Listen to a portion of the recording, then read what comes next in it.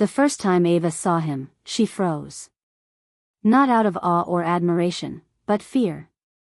He was just a man with a kind smile and paint on his jeans, waiting by the elevator with a bag of groceries. But that was all it took.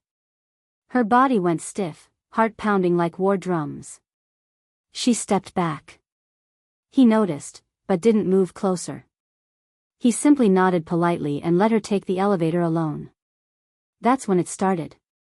Not a romance. Not a rescue. A quiet unraveling of fear. Ava was 26 and carried a silence that was louder than most people's laughter. After surviving years of abuse from her stepfather, and then a relationship that turned violent, she learned to shrink herself into corners where men wouldn't look. She moved into the small apartment in Eastwood to escape, to rebuild, alone. But life has a way of introducing the people we need when we least expect them. Her next-door neighbor was an artist named Jacob. He worked odd jobs to make ends meet and painted murals for children's hospitals for free on the weekends. Ava learned this not from him, but from the landlord, who casually mentioned, "Jacob's painting smiles on sick kids again. That man's heart is too big for his chest."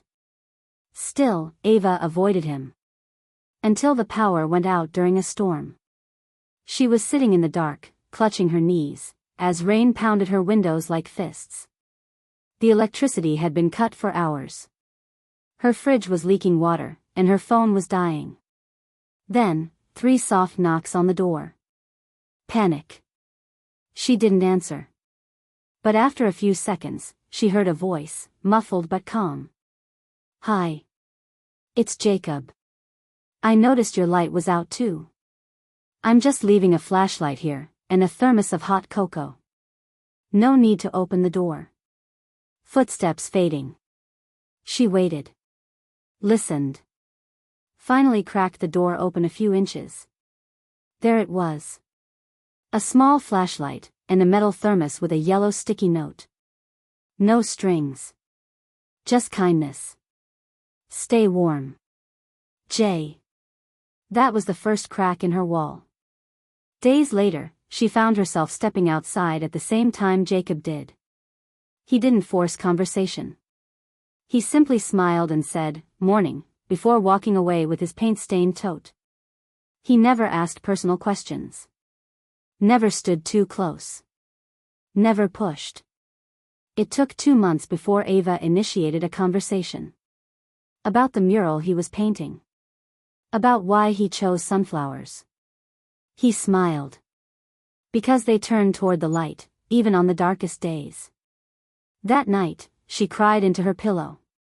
But it wasn't from pain. It was because something soft was blooming where there had only been fear. One day, Ava left a tray of banana muffins at his door. No note. But he knew. They started meeting in the hallway more often. Sometimes, over coffee on the steps. Sometimes, not talking at all, just watching the neighborhood kids race their bikes down the hill. Jacob never brought up her past. But one afternoon, Ava did. They were sitting on the rooftop, watching the sun melt into the horizon. Her voice trembled when she spoke.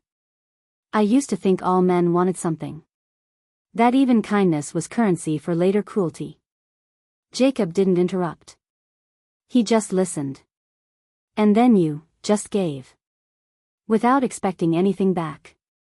He looked at her with eyes that held no pity, only respect.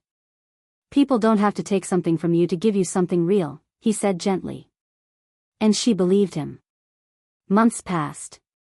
Ava started working at a local women's shelter. She shared her story, not to relive the pain, but to show others that healing is possible.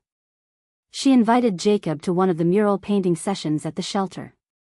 He showed up with spare brushes and a truckload of colors. The children painted hope. The women painted strength. And Ava, she painted a sunflower. Facing the sun.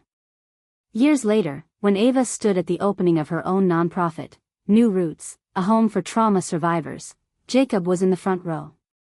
As she spoke to the crowd, her voice clear and steady, she locked eyes with him. "I used to think the world was filled with monsters disguised as men," she said. But then one knocked on my door and left me light in the dark. Her eyes welled up. Jacob taught me that not all men are the same. Some are protectors. Some are builders. Some are the reason we learn to trust again.